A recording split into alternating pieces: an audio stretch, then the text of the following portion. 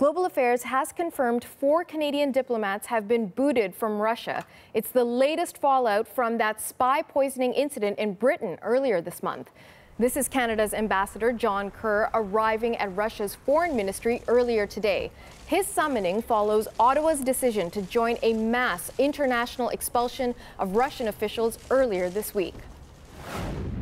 Meanwhile, there are also developments on this story on this side of the Atlantic. This was the scene a short time ago at Washington's Dulles International Airport. As you can see, this plane was being prepared to take dozens of Russian diplomats back home.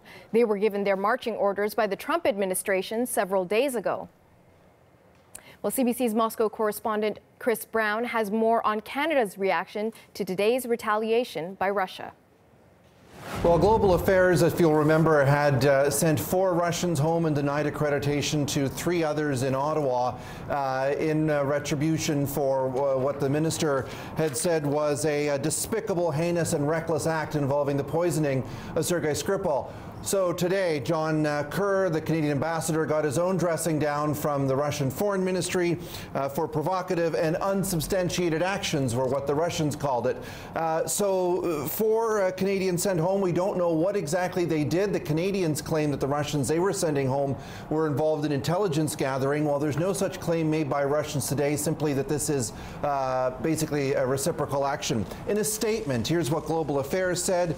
The well-being of Global Affairs Canada employees is our priority. We will be making every effort to support those affected and their families with their return to Canada. And they also, interestingly, at the end of that release, also tried to make it clear that this is not aimed at the Russian people, but at the government of Vladimir Putin. So, Chris, where does the diplomatic dispute go from here? Well, you know, it's hard to think of a worse time for diplomacy, for relations at all between Russia and the West, certainly NATO and the EU.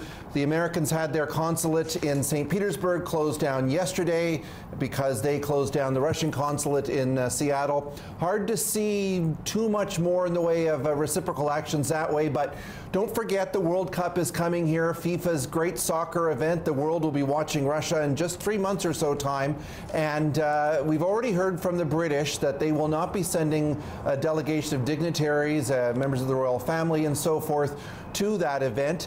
And we've also heard other countries such as Iceland come pretty close to saying they may sort of do a diplomatic boycott, if you will, of the World Cup as well. So I think that's certainly one area to look for. The Russians are kind of poo-pooing that. They're saying, well, we don't really care if your people, if your dignitaries don't come. What we want to make sure is that we have the soccer players. And at this point, there is no suggestion from anyone that they are going to pull the plug on the actual soccer teams. But clearly, the World Cup is the next battleground on this diplomatic front.